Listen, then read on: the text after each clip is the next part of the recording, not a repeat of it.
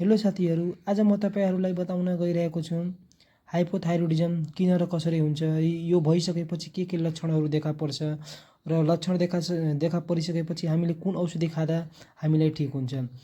Hypothyroidism हामीलाई कति बेला हुन्छ भने जब हाम्रो शरीरमा भएको थाइरोइड ग्ल्यान्ड T3 र T4 को हर्मोनको प्रोडक्सन कम गरिदिन्छ। जब हाम्रो शरीरमा T3 T4 को हर्मोनको प्रोडक्सन एकदमै कम हुन्छ त्यति बेला हामीले हाइपोथाइरोइडिजम हुने हो।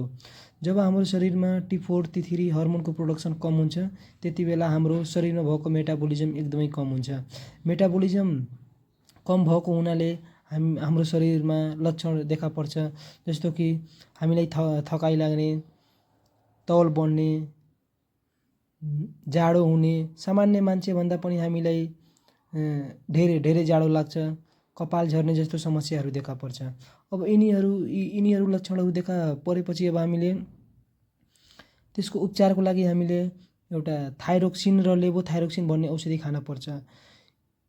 यो दुईटै औषधि T4 को फर्ममा हुन्छन्, जुन हाम्रो शरीरमा इनएक्टिभ को फर्ममा बसेको हुन्छन्। जब हामीले यिनीहरू औषधिहरू खान्छौँ तब यिनीहरू हाम्रो शरीर ब्लडमा गएर मिक्स हुन्छन् र गएर एउटा नेचुरल हर्मोन जसरी काम गर्छ तिनीहरू पनि त्यस्तै काम गर्छन्। तर यिनीहरू T4 को फर्ममा हुन्छन्, जुन T3 फर्ममा कन्भर्टेड हुन्छन् अनि बल्ल गएर हाम्रो शरीरमा काम गर्ने हो।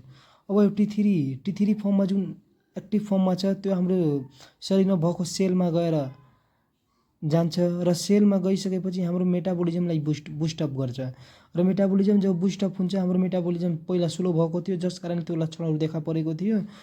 तर अहिले हाम्रो मेटाबोलिजम बुस्टअप भइसकेपछि हाम्रो बडीले नर्मल फङ्सन गर्न थाल्छ। यसरी हामीले औषधि खाइसकेपछि हाम्रो लक्षणहरू हराएर जान्छ।